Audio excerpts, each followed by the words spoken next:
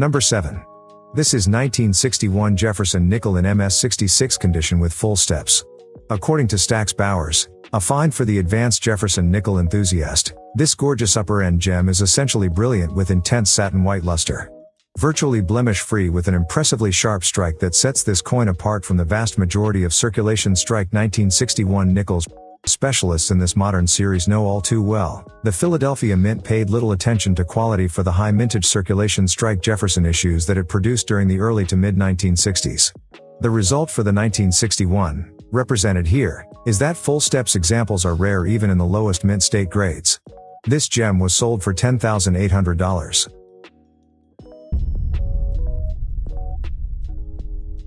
Number 6. Here is 1943's Jefferson nickel Eror. What makes it valuable is that this 5-cent piece was struck on a planchet intended for steel cents. According to Heritage, this silver-gray premium gem exhibits coruscating luster and is essentially pristine. The steps display remarkable detail. Slightly uncentered, with a full rim at 9 o'clock on each side while the right side legends are partly off the flan. The date exhibits metal flow toward the edge characteristic of a wrong planchet error.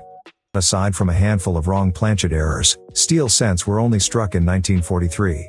The Eror combination of a steel cent planchet on nickel dies is limited by that year's coinage, and since the Eror hobby did not exist at that time, no such pieces were set aside except simply by chance. It was sold for $14,950. Number 5. This is 1951's Jefferson nickel in MS67 condition with full steps. This is a coin for the advanced Jefferson nickel collector competing for top ranking on the PCGS set registry. Soft satin luster flows serenely over surfaces that are silky smooth in texture and essentially pristine.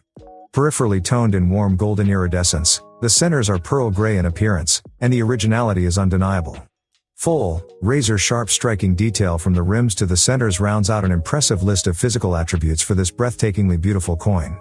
The San Francisco Mint produced 7,776,000 nickels in 1951, one of the lower totals from that decade. Even so, mint state survivors can be had with relative ease in today's market, even in grades up to and including MS66.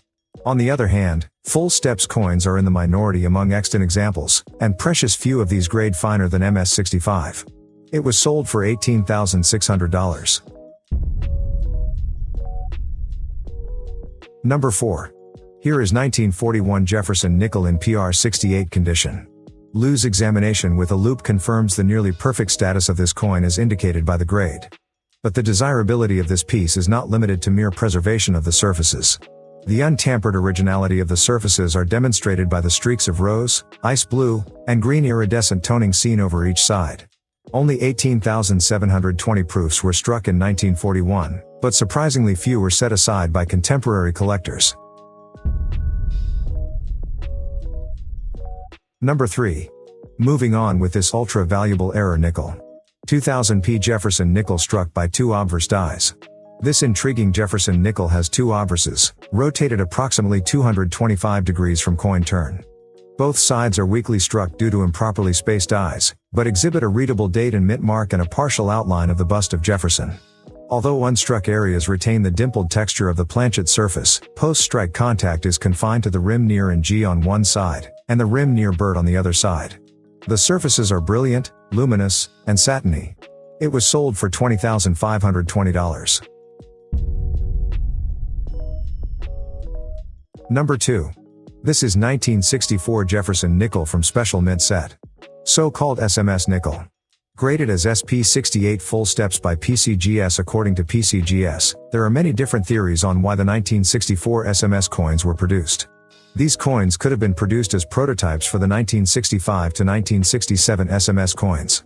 The 1964 SMS coins could have also been produced as introductory pieces, possibly even intended to include a 1964D piece dollar.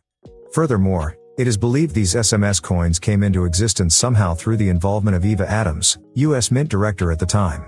The 1964 SMS coins are extremely scarce, but regardless, more are still believed to be out there that have not been attributed yet.